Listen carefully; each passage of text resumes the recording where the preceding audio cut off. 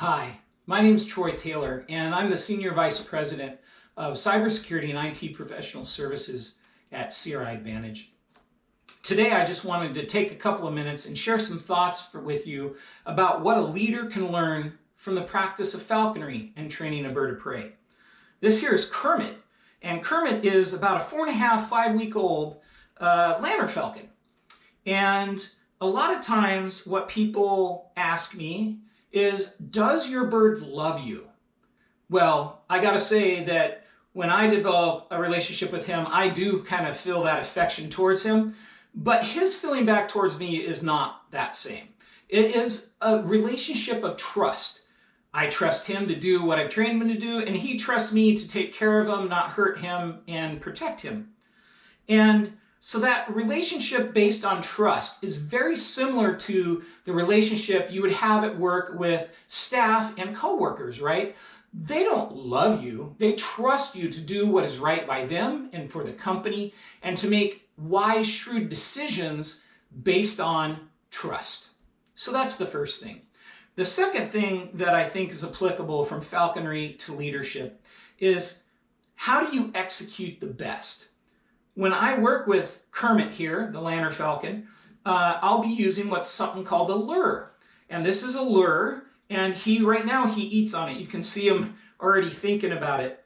And so I feed him on this, and he develops a food association. And then when it comes time, he's fully feathered and he's flying at about 12 weeks. I'll take him outside, same time, same location. I'll put food on this with food on it, and I'll put it on the ground and let him fly from my glove to the ground. And then the next day, I'll put it a little further away. And the next day, a little further away. And then a few days later, I'll hang it like in the air like this, and he'll fly from a perch and he'll grab it. And then a few days later, we'll keep doing that and incrementally increase it. And then pretty soon I'm swinging the lure around like this, and he's flying loose and stooping down at it from 100 feet up, trying to grab it. It's like a game of keep away. They really enjoy it. And that regularity, that structure is what makes the training very effective. So for a leader, what I would say is this applies to, let's say you're a CISO and you have your incident response plan, or you have your disaster recovery plan. You should be practicing. You don't create a plan and put it on the shelf and say, okay, I'm done, right? You practice it. You have tabletop exercises.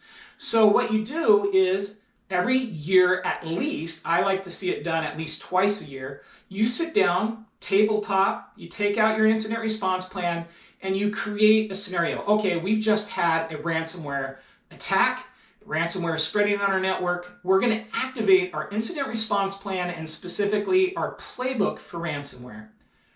If you have practiced this through a tabletop exercise and you do it repeatedly and regularly, when it comes time to do the real thing, like the bird flying free to grab this lure, you're going to execute perfectly. And that is what a leader can learn from falconry and compare it to his work, his day-to-day work. Number one is your relationships with your coworkers and your staff is one based on trust. So keep that trust and earn that trust and maintain that trust.